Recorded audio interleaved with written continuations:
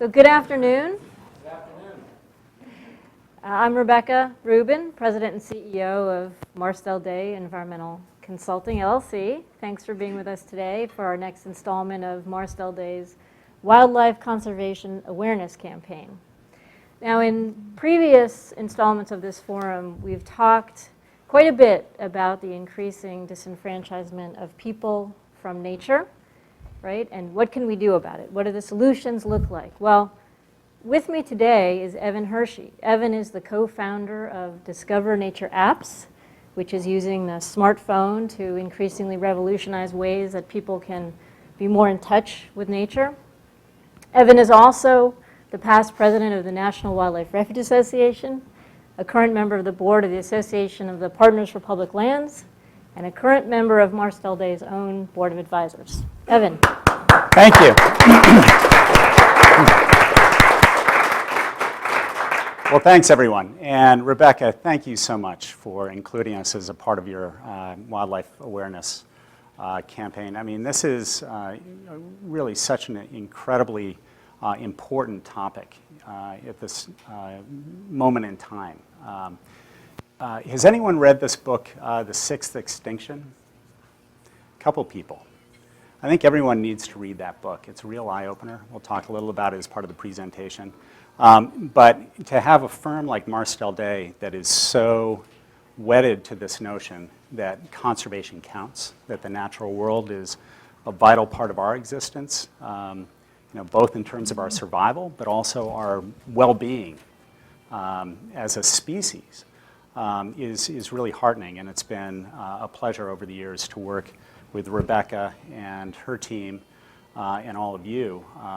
And thanks for all the great work you guys do in advancing conservation. So yeah, today we are going to talk about smartphones. But the funny thing is, it's not really about smartphones. And we're going to get to that in a second. But why don't I kick it off? And I'm going to start by introducing my partner, since Rebecca did a wonderful introduction for me. My partner, Sam Sarabin, is somebody at Discover Nature Apps. We met a little more than 3 years ago, and kindred spirits. Sam is an award-winning graphic designer. He used to do the Nature Conservancy's magazine. He did National Geographic Adventure. He's an incredibly skilled designer, but he's also a kindred spirit in terms of his passion for conservation. We met serendipitously. And we realized that with our combined backgrounds, that there might be something that we could do that would make a real difference in terms of engaging the public and getting people excited about nature and conservation and hopefully inspired to act. And so we put our heads together, and one thing we discovered early on is that there were 3 very good reasons for why we're doing what we're doing. And these, of course, are our kids. That's my daughter on the left and Sam's on the right. And these kids, as you can tell, love the outdoors. They really do. You can put them out in the woods and they'll have fun for hours at a time, just picking through, finding bugs and worms and just enjoying being out there. They also love their gadgets, but we'll get to that in a second. But what's really important to us is, we want our kids to have a great experience enjoying the outdoors and experiencing the outdoors while they're young, but we want them to grow up to care about the outdoors and nature the way that we do. And importantly, we want them to grow up to be advocates for conservation, not just having an appreciation, but being advocates. And so the question is, how do you get there? How do you take kids like this, your friends, your parents, how do you get them excited about the outdoors? And a simple way to do that is to take them to a national wildlife refuge, a national park, forest, county parks, state parks. Get them outdoors. And if you're really lucky, you meet somebody like this. This is Toni Westland. She's at Ding Darling National Wildlife Refuge down in Florida. And like so many other interpretive specialists on our public lands, she's energetic, She is dynamic, she's fun, and if you can get time with her to get out for a couple hours to learn about the refuge, to learn about the wildlife, to learn about the natural processes, you will go away not only educated, but having had a great time and really inspired, and you'll want to come back again and do it all over again. And hopefully what that leads to, repetition, is the desire as you get older, or if you're already, like me, older, you'll want to take action. You want to do something on behalf of these places. But there's a fundamental challenge we face, and that is that federal lands, we get about, amazingly, 930 million visits each year. It's an extraordinary number. I really hadn't realized this. I've been working with refuges for years, and we talk about 40 million. I hadn't really done the numbers. But if you add up just the federal lands, we've got an extraordinary number of people visiting these places. These are people who are predisposed to wanting to learn more, to be engaged, to have this wonderful experience in the outdoors. And yet, if you look at full-time dedicated interpretive staff on our public lands, it's probably no more than 2,000 people. And yes, you've got some terrific volunteers out there, and you've got other staff who are sharing time doing other things. That's great, and you're reaching people, but giving them a real quality experience where they're learning, they're having fun, they're being engaged, that's a rarity. And so if you step it down, you can see the ratio gets worse and worse, and suddenly you find yourself looking something like this, 1,200 visitors a day that a dedicated person would need to reach if they were reaching everyone in our public lands. And you got to wonder why she's still smiling, right? And we'll even step it down, visitors per hour and per minute and per second. So there's an extraordinary challenge. And if you talk to interpretive people, they'll tell you, yeah, we're short on resources. And it's critically important that we address this shortfall because we got extraordinary challenges, right? Everything from drought to flooding to pollution and toxins in the environment, invasive species, deforestation. We're looking at a disconnected community increasingly, and we got huge budget shortfalls for our federal lands. So we've got this amazing challenge at a time when we can least afford to have it. And we've got all these people visiting our national parks and our refuges and our forests and Army Corps and et cetera, et cetera. And these are people who are predisposed to caring about the outdoors, who we want to engage and get excited. So as Sam and I were, as we were talking about, okay, what is it that we can do to really make a difference in the conservation arena, to begin to enlist this support, we thought, well, let's maybe take a look back and think about how others have inspired the public to take action. And so we can go back to the 1800s. And you look at somebody like Thomas Moran, one of the Hudson Valley painters, right? He would paint these extraordinary canvases. They were amazingly, they're massive. You've probably seen some of them at the National Galleries nearby. And they'd take them on tours. And these are places that the public had never seen before. But people like Thomas Moran were super instrumental in getting the first national parks established. A big deal. And then, of course, the written word has played a vital role, inspiring people to care about nature, but also to sound the alarm bells. People like Rachel Carson, people like Aldo Leopold. And it's been vitally important to use books and other things to get people engaged and inspired. Photography, of course, has played a really crucial role. So Ansel Adams, of course, led, early leader. There were lots in his group, but he's really viewed as the guy who really hit the nail on the head as far as conveying the magnificence of the outdoors. And it's inspired generations of photographers, not just landscape photographers, but of course wildlife photographers also. So you can't leave out satire. So for some of you, these cartoons might be familiar. These are cartoons by a guy named J.N. Ding Darling. In the 1930s, he was a Pulitzer Prize cartoonist for the Des Moines Register. And his cartoons are as relevant today as they were in the day. And he went on to become the director of what is now the U.S. Fish and Wildlife Service, and he had some extraordinary accomplishments. But humor and satire really played a role in inspiring leaders like FDR to initiate conservation initiatives. Then, if you're like me, okay, a card-carrying, newly minted card-carrying AARP member, very exciting. I get the discounts. You know, you probably watched a lot of Jacques Cousteau, right? And can we talk about this? This guy, he had panache, right? Look at that suit. A silver suit. They don't make anything like that today.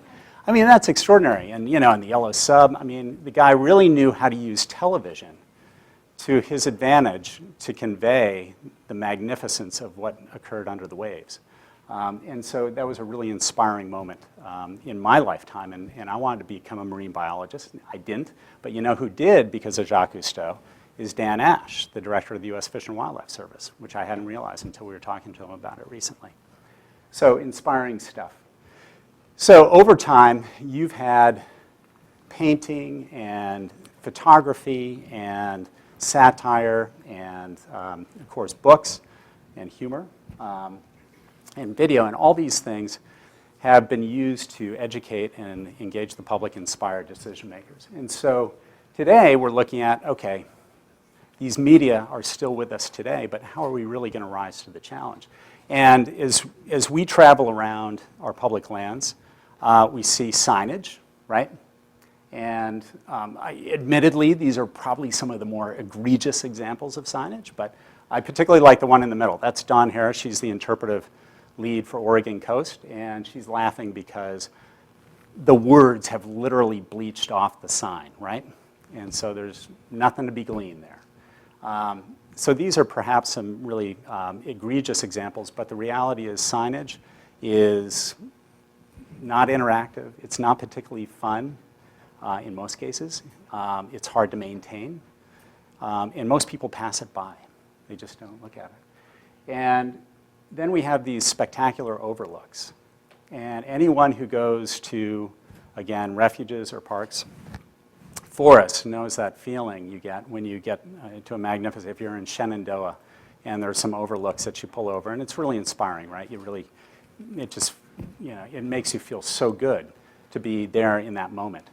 But at the same time, Shenandoah, like so many other federal lands, are facing extraordinary challenges, from invasive species to drought to you name it. I mean, there are just all these challenges.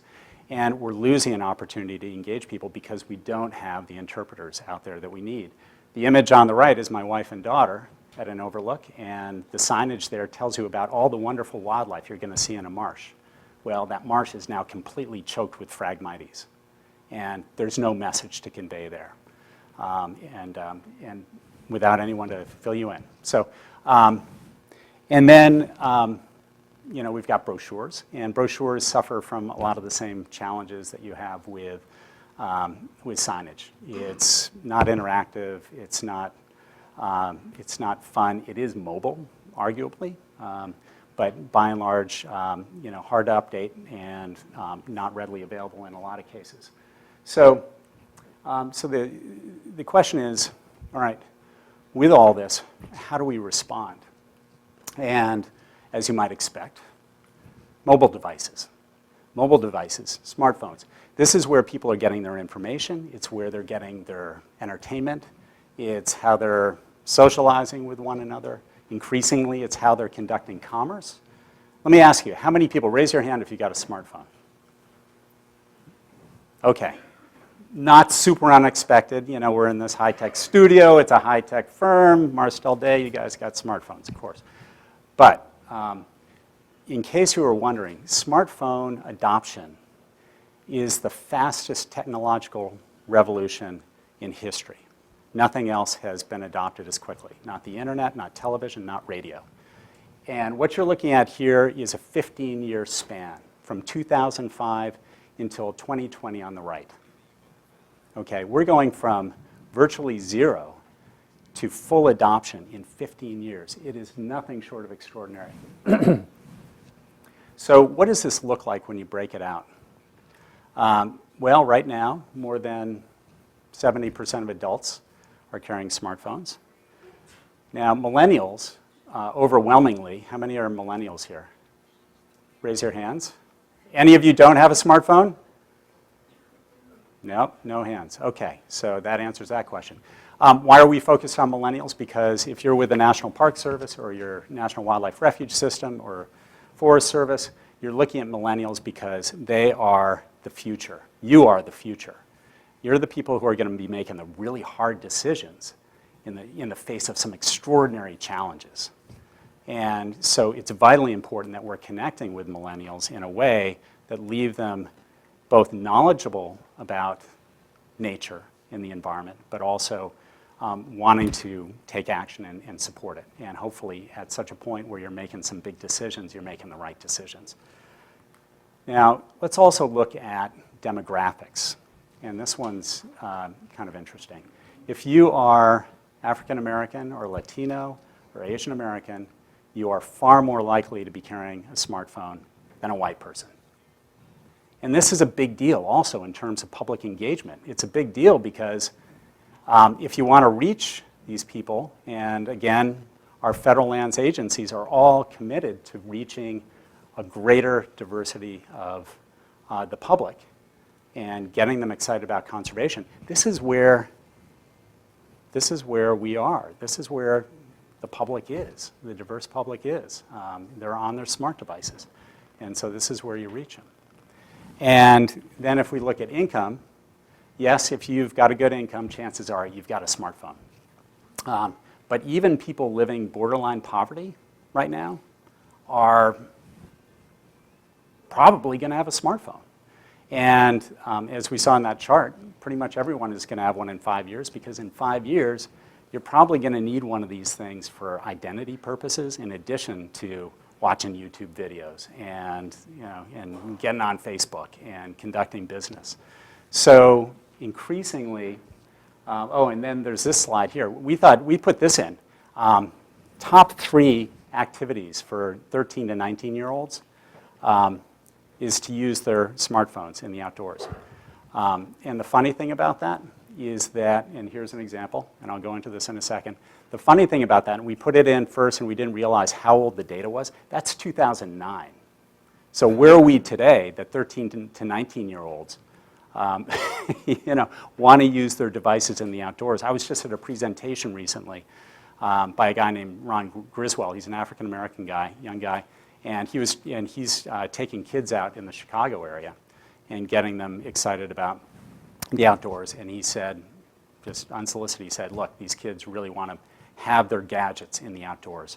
That's what they really want. So, so speaking of gadgets in the outdoors, so this is my daughter, Katie, making a repeat appearance.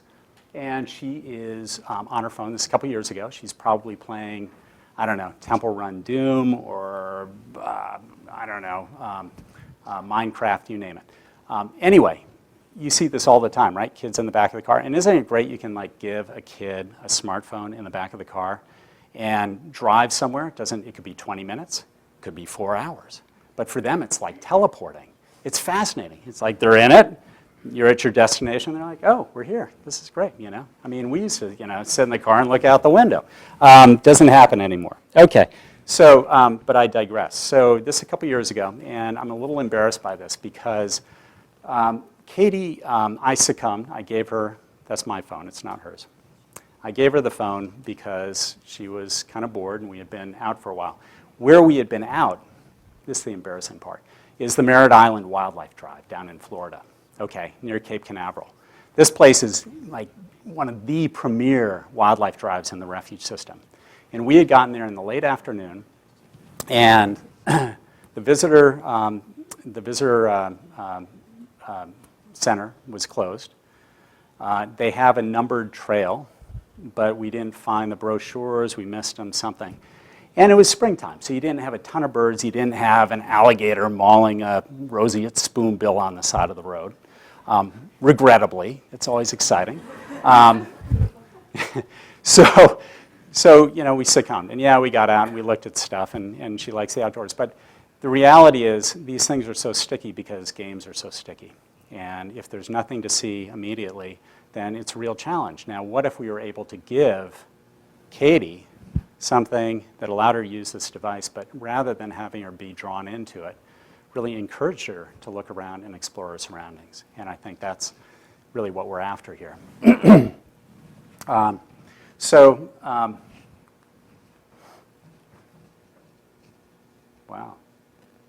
There we go. So what we have is a question of whether we're looking at a threat or an opportunity. And it's interesting, as we talk to interpretive people in refuges and parks, both professionals and volunteers, they're really torn about these things, these smart devices. And a lot of them view it as a real threat. And they're saying, hey, we just want people to leave them at the door and really take in the environment, take in the natural splendor. And to that, say, yeah, they should be taking in their natural splendor. But the reality is we got so many of these things on public lands today, then it's really a question of, is it a threat or is it an opportunity? And in our view, it is an extraordinary opportunity. And the reason for that, of course, is because if we can consider a smartphone simply a device, right, that encourages certain behaviors and not the evil in and of itself, then we can turn it into something for good. And that's a little smartphone jujitsu that we want to talk about. So at Discover Nature Apps, Sam and I thought, well, geez, what if we could take a Tony Westland and put her in the palm of your hand and create an experience that, yeah, you're not gonna have the experience of a personal interpreter taking you out, but maybe you can have something close. And the smartphone technology is something that brings us very close because of all these amazing functionalities, GPS, interactivity. So the big things we want to talk about are games and sharing and connecting to communities. Because we think these things are things that people, regardless of what device they've got, these are things that people need and they want. We're a social creature. But let's talk about games for a second. So this is a game. You guys are all familiar, Angry Birds and Minecraft. So those are games, but then we've got gamification. Now, you guys have heard of some gamification. That's a Prius dashboard. And this one I'll talk about in a second. Two things, games. What do we know about games? We know from my experience, and I'm sure many of your experiences, that games are really sticky. And if we can give people an interactive experience using a game, they're going to keep coming back to it, and they're going to want to do it more and more. And the question is, how do you make a game that instead requires that you explore your surroundings so it's not completely absorbing your attention? The gamification question also falls into the equation because ultimately what we're trying to do is change behavior. We want people to care. We want people to take action over time. And so how is it that you can leverage this technology in a way where people are changing their behavior? And what you're seeing here, well, with a Prius dashboard, by the way, if you've got a Prius, I do, you want to keep that bar above 50 as much as possible. I still do it. I've had my car for years, and I still do it. It's just, I want to see how high the numbers will go, right? This is speed camera lottery in Sweden, okay? So here's the deal. You want to play? Everybody plays, okay? If you break the speed limit, takes a picture, and you get a fine, right? You pay that fine. If, on the other hand, you drive below the speed limit, it takes a picture, gets your name, address, and guess what? You get entered into a lottery to win the money from the people who got fined for breaking the speed limit. How great is that, right?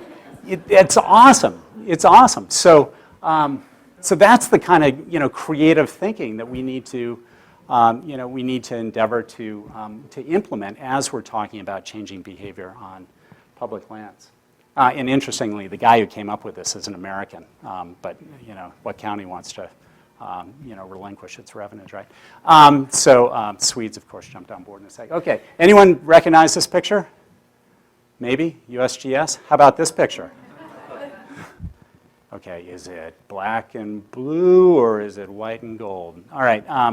Actually, how many people think that was blue and black? Raise your hands. Interesting. How many thought it was white and gold? Okay, a little more on the white and gold. Okay, interesting. Okay, and this one you've probably seen circulating, right? Okay. How many people think this is photoshopped? I really? Wow. Or do we just not know? I don't know. It's so hard. So anyway, the point of these images is that people love to share stuff. So these are all images that have gone viral in the past, like 3 or 4 weeks, right? Really big. And animals definitely go viral if you can get cute poses or doing something funny or interesting, and other stuff too. But we are a social creature, right? And so we really want to share. I mean, how many of you have a Facebook account and use it? Raise hands. Okay, so most of you. And so when you post something on Facebook, it feels good to post and share to your friends. But let's be honest, when you do that, you're kind of craving some likes, some comments. You want feedback. You want to interact because, again, we're a social creature. So for us, it's really important to build into your experience when you're on our public lands the notion that you're going to be interacting with others and sharing experiences, having that opportunity. And then this last concept is community engagement. And this is a little subtler. Historically, public lands and communities have had perhaps not an entirely frictionless relationship. The reality is that our communities and, sorry, we got a misfire on the slides. We'll get to it. Hopefully it won't go to the end. It might go to the end, in which case.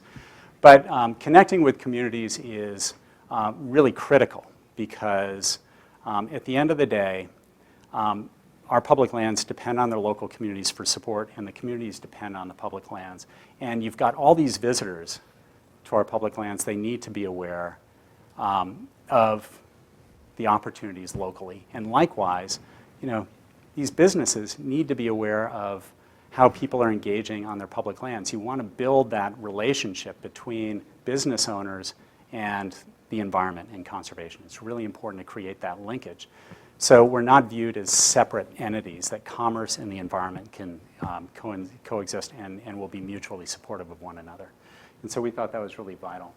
And so what you saw on those last screens is how we've addressed that in our apps. But we thought, again, it was really important. Yes, you've got GPS, and GPS, let me emphasize here, is a really central point because now you can be tracked everywhere. And that's a really important thing because, as we have more and more sensors, you are going to be tracked with everything you do and everywhere you go. And that's a little discomforting. On the other hand, it may be a great learning experience too, but we'll find out. So going back to our numbers here. So right now we got about 660 million smartphones on public lands every year. That's a lot of phones, right? Think of all the people we are currently not connecting with in a way that's substantive and meaningful. And in our view, that is the great challenge. How do we make that connection? How do we connect with these people? And sorry, there's something, yeah, there we go. So ultimately, there's this question of whether it's a threat or an opportunity. In our view, it's absolutely an opportunity. It's an opportunity to reach people in a way that we have never been able to do before. Never have we been able to connect with so many people so directly with a message and a mission as we can today. I mean, it's really extraordinary. And so, as we look to the future, this is where we get into a conversation of, is it about smartphones, or is it really about delivering experiences using whatever technology is available in the day? These images are kids down at Sanibel, where we rolled out an app in Florida in October. And they're using phones and they're having a great time. They're taking pictures, they're playing the game, they're doing it together. It's that social atmosphere. They're looking up, they're exploring, they're learning. That's what you want. But in the future, things are going to be different. I mean, I was just reading something. You guys know about Moore's Law, right? Every 18 months, processing doubles and things get smaller and smaller.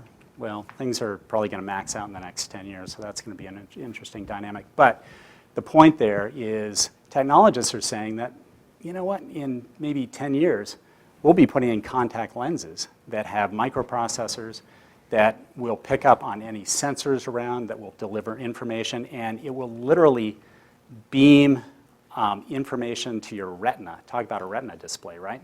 Right into your eyeball. It's extraordinary. So the technology is going to continue to evolve and change. And so the smartphone is really, it's sort of the birth of this concept of connectivity, that we're all part of this sharing environment. But it also, this technology gives us the chance to deliver information in a way that is fun and interactive, that requires people to look up and around to take in their surroundings. And also, and this is important, it's going to increasingly give us the opportunity to deliver content in lots of languages, so we can reach this greater diversity that we seek to engage in conservation. And for our purposes, it's really important that we go there. And in fact, we have a project we're doing in San Diego where we're doing it in both English and Spanish, and we're really excited about that. But this technology is going to continue to evolve. And our view is that we are content delivers.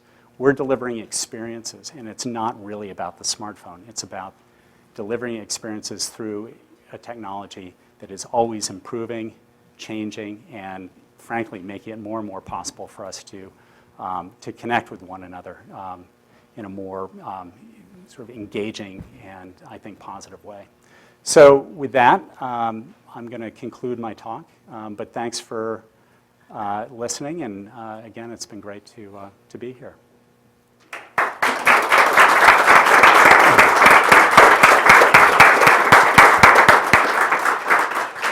Okay, I'm going to hold my non-smartphone out of the video camera range while we take some questions. Let's start here in the room if we have questions. I'm sorry, I think a microphone's coming to you. The microphone is for the purpose of the internet, so people can hear you, so you won't get feedback from it. Go ahead.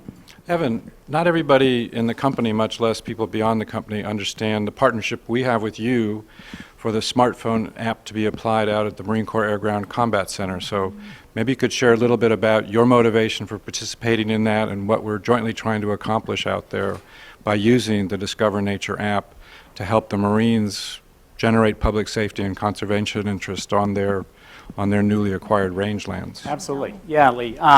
So yeah, we were excited and honored to be working with Marcel Day and also the Marine Corps in developing an app that really takes advantage. Again, we're talking about taking advantage of these emerging technologies. And so what we're able to do today is, of course, track your position. But with our apps, what we decided to do was say, look, on federal lands, you're not always going to have good cell coverage. And so how do you deliver an experience to people in a way that doesn't require cell coverage? So working with Marcel Day and the team, we developed something that allows people to get out there. Once they've downloaded the app, they can go out and they can track where they are. They can determine whether they're going into areas that are off limits. The Marine Corps can toggle this on and off, and this is a really great resource to have because a lot of people, they're out there in OHVs, they're hiking, they're whatever, and sometimes, particularly in a place like that, you don't know whether you should be out there, right? And so it's a great way to be able to engage the public in both as a safety tool, but also to include a lot of information about why the base is there, why it's important to the community, what they're doing for conservation. So it's been a lot of fun to develop, and it's frankly a platform that has some of the same benefits for public lands. For instance, national wildlife refuges, if you need to cordon off an area for nesting or for hunting, you can do that same type of thing. So again, that GPS connectivity is really vital, and using it as a safety tool for sure is really valuable.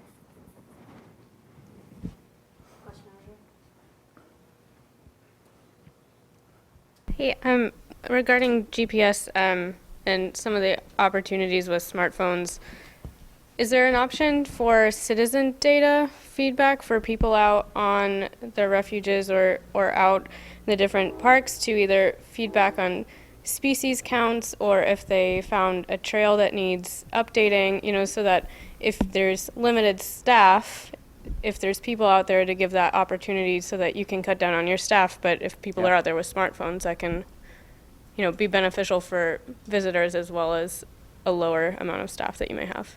Yeah, and so, yeah, great question. I think actually two thoughts there. One, and I didn't emphasize this in the talk, you know, what we're talking about with this technology is really projecting the interpreters' expertise, knowledge, and all that. It's essentially giving them the opportunity to be in a lot of different places at one time. As far as citizen science, there's great potential with these things. For instance, in ours, we have a field tip function. So whether you're, you know, out at 29 Palms or you're at Ding Darling or soon in Oregon or, you know, San Diego or California or other places, you can post a field tip and it's GPS tagged. And so interpreters could say, hey, you know, we're really interested to know if anyone is seeing, you know, fill in the blank on rare migratory bird here. If you see one, be sure to post a field tip. And that field tip is GPS tagged. And it actually tells people how to get there in the app. And so if there's a really great sighting somewhere, for instance, let's say you're around here and, you know, you saw a snowy owl coming through a dulles or something. You know, someone could put that in, you'd know exactly where to go and see it. And so, yeah, there are great citizen science applications that are possible. And you know, our apps are evolving in that regard. Yeah.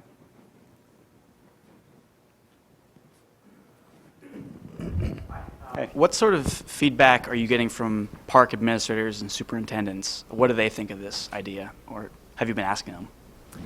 Yeah, we've been doing a lot of asking. You know, we have got the short answer is we've gotten great response everywhere we go. You know, people say, yeah, this makes a lot of sense. It's a new paradigm for these guys because suddenly it's, you know, you're asking them to say, hey, you know, maybe signs aren't the future, you know, maybe brochures aren't the future. And it's really asking them to embrace the notion that there is a real paradigm shift occurring among the populace in terms of where they're getting their information, that people are now walking around with a sign, except instead of a sign, it's a whole interactive platform. So we're currently building at 1, 2, 3, 4, 5, 6, 7, 8. Going to announce a couple more, 10 places right now around the country. And these are the early adopters. So Ding Darling, you saw Tony Westland, you know, early adopter down there with the refuge manager and the Friends group.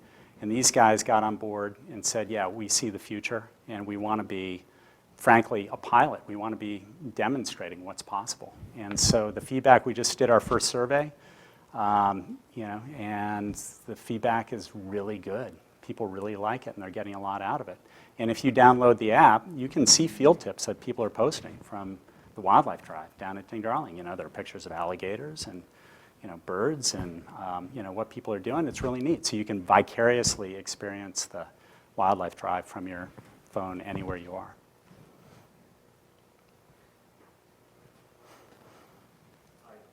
Finding that the public lands that are that you're drawing these individuals to, are they hardened enough to handle the increased visitation to some of these locations? Skyline Drive's a good example. Most of the overlooks there are hardened. It doesn't really matter how many people visit those, but as we draw this increased number of people into these sensitive areas, are they actually prepared for that level of impact? That's a great question. If you look at a Forest Service study, I was talking about the outdated study. There is a study that came out in that same study. It's based on 2009 data. But they were trying to project into 2060 what it's going to look like for all public lands by 2060. And they project 112% increase in visitation. While we're becoming, and there's a lot of conversation about us becoming more of an urban population, right? And we really got to reach into those urban areas to engage the public. It's true, but the people who are doing the research are finding that people really crave the outdoors and want to get out there. So we're going to see a lot of people. So does the app, does using an app or a smartphone technology to engage the public in a way that where people can see what's going on and sort of inspire them from afar, increase visitation? Our hope would be, we hope it does, but in a way that directs people in a way that's positive and productive and not, where they're not going places that are, where they're disrupting habitat. And this is a great way, just going back to Lee's question about the 29 Palms app, you can use this as a way to direct people where you want to direct them so that they're not in really sensitive areas. And so, maybe it serves as a tool with which to manage some of the visitation. We have multiple questions. Let's start with the back. So I think it's great to get these folks out there. You're guiding them to it. But that picture up top is a really good example. How are you getting them, once they're out there, to look up from those devices and look at that beautiful scenery that's behind them? I haven't looked at your apps yet. I'm very interested in doing that. But how do you engage once they're out there among it? Well, if I hadn't had my presentation misfire, you would have seen a screen. And what we do is at the Ding Darling Wildlife Drive, it's basically, a series of questions along the drive, and they're getting clues. And you deliver those clues where people might see certain things. And so wildlife, of course, unless you're, applying super glue and sticking them down, they're not going to stay put. But there are places where you're likely to see certain things. And so we'll say, for example, look around because there's a good chance you're going to see me here. And so, that's what some of them are doing, Hey, look, and that's what's really cool about GPS too, is, again, even at Ding Darling where you've got birds coming through, there are certain places where they're pretty reliable. And so you can, but that might change, you get a big storm, they got a huge storm, remember the hurricanes, 8 years ago, wiped out a lot of the mangroves. And so that might move where certain birds are nesting or, might move around the sandbars, whatever. And the beauty of GPS is you can just move the point, which is pretty cool. Down front. So I'm also just a follow-up. Hold on to the microphone. Oh, thanks. So a good follow-up to her question. I'm a bit of a skeptic too with it being a tool for children. Mm-hmm. How are you testing to see if it's actually stronger for changing the perceptions and behaviors with the environment versus children who don't have the smartphones on these experiences? Yeah, well, again, that's sort of, it's a great question. The goal with kids, and you can tell, we took these guys out. This was a test run, and they had a great time. Okay. The key is you got to make it fun, and you got to make sure they're looking up and not completely absorbed in the phone. And that's really that's the centerpiece here. And you got a lot of families who are visiting national wildlife refuges and parks and other public lands. And the parents may not be naturalists. The kids probably don't know a lot. And it's fine to be outdoors. But if you're on a 4-mile wildlife drive and you're not knowing what exactly to look for and where to look for it, you're seeing a lot of green and you're seeing a lot of water. And frankly, for kids, you saw my daughter. She loves the outdoors. Honestly, I take the phone away from her, send her into the woods. She can be in there for hours, and she'll have a great time without a gadget. But they're going to want to, this is an opportunity to really engage them and tell them what's around them and encourage them to look for stuff. And so, yeah, as we're building more and we're, and to get sort of directly to a point, there's nothing else like this. We're doing games because we feel like that's really how to engage people.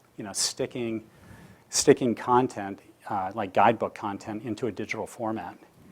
It's just, my daughter, again, my litmus test lasts about 3 minutes on information pages. But if you give her something that is asking her questions, encouraging her to look around and respond, it's great.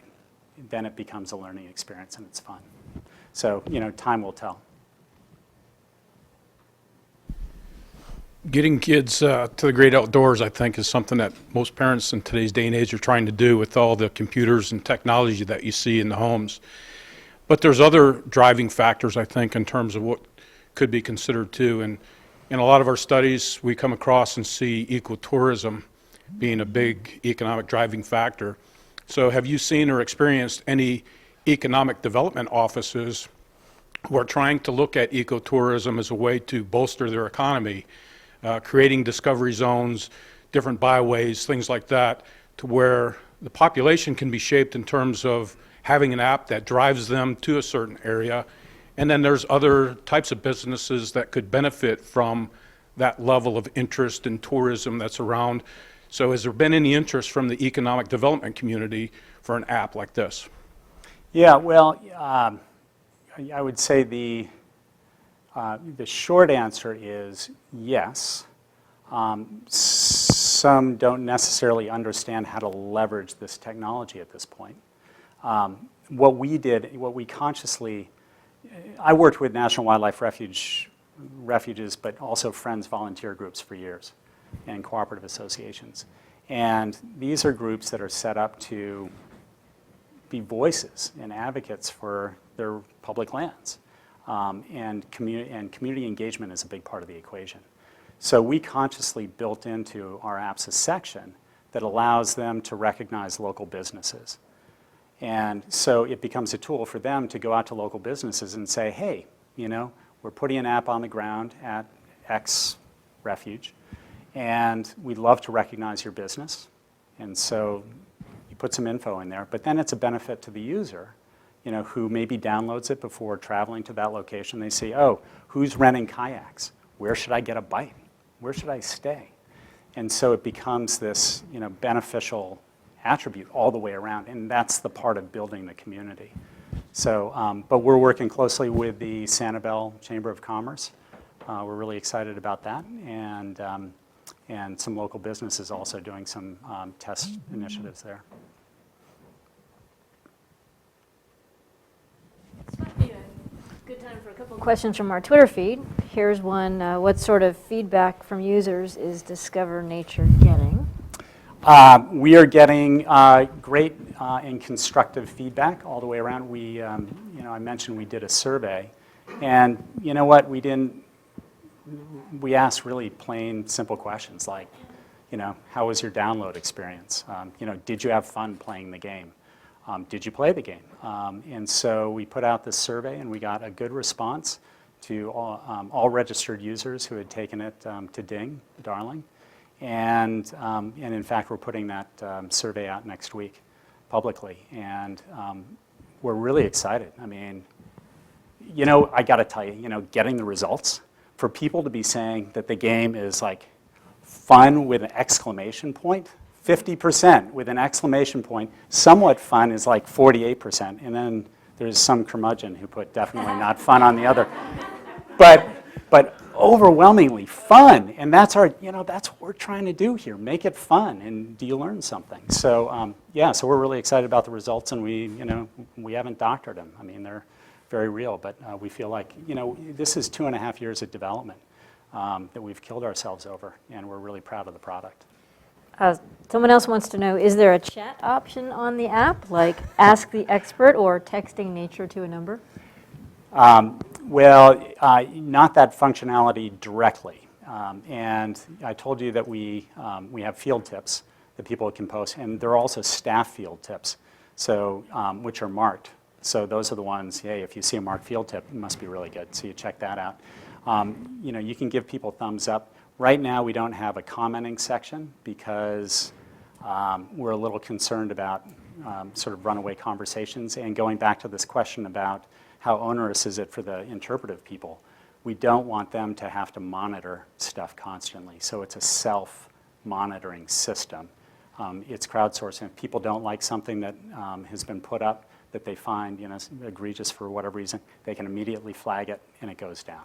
But likewise, they can give thumbs up, which is really cool. But people can also, there are links and allow people to communicate directly with questions to the administrator or Discover Nature apps. Yeah.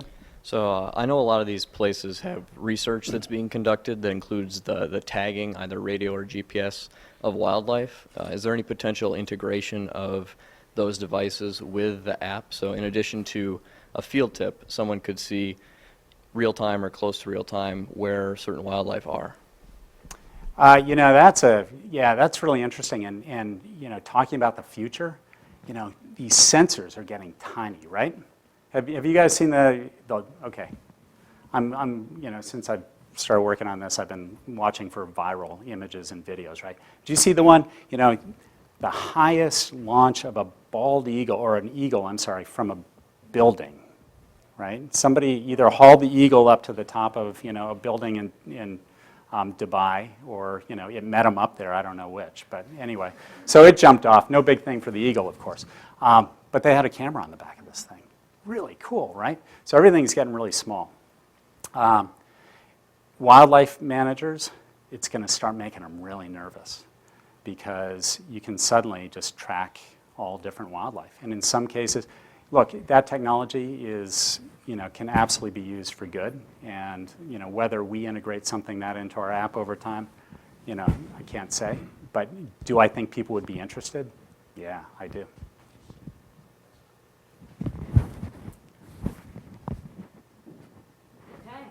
If we have just a quick lull, I asked my partner Sam to text me, right? If I missed some stuff, and I'm going through the 40 texts he sent me. I call it text carpet bombing. So one thing he said is, if anyone is really interested in seeing how our apps work, go to our website and you can check out our video, or go to our LinkedIn page, and we have a walkthrough video, and I'll show you step by step how this thing works. We think it came out pretty well. We also have a video of these guys out using the app, which is a lot of fun watching. It's really gratifying.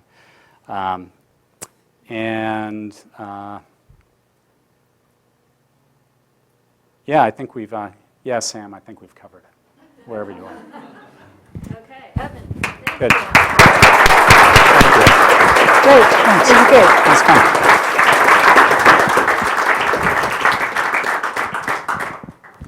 So, feel free to enjoy the food that's available back there. Make yourselves at home. Stay a while. And Evan will be available for questions if you Absolutely. have thought of something else you want to talk with him about. Good. Thanks, everyone.